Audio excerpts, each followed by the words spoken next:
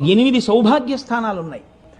ఆ 8 సౌభాగ్య స్థానాల్ని పొరపాటున కూడా కాలుతో తొక్కడం కానీ, కాలు తగలడం కానీ, నోటితో నింద చేయడం కానీ, విమర్శించడం కానీ, తక్కువ చేసి మాట్లాడడం కానీ చేస్తే అటువంటి వారు ఉత్తర జన్మలయందు అమ్మవారి యొక్క అనుగ్రహాన్ని కోల్పోతారు.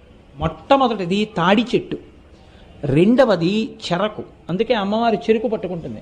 చెరుకు ముక్కలు తీసుకొచ్చి అమ్మవారికి పెట్టినా వినాయకుడికి పెట్టినా పరమ ప్రీతి. కాబట్టి చెరుకుగడ, తాడి చెట్టు, రూపుమారిన పాలు అంటే జున్ను కానీ పెరుగు కానీ. నాలుగవది ఉప్పు. ఉప్పుని ఎన్నడూ నింద చేయడం కానీ ఉప్పుని తిట్టడం కానీ చేయకూడదు. నాలుగవది ఉప్పు. ఐదవది అనుములు. ఆరవది ఎర్రటి రంగులో ఉండేటటువంటి పువ్వులు. ఇంకొక 2 స్థానాలు కూడా ఉన్నాయి. జీలకర్ర. 8వది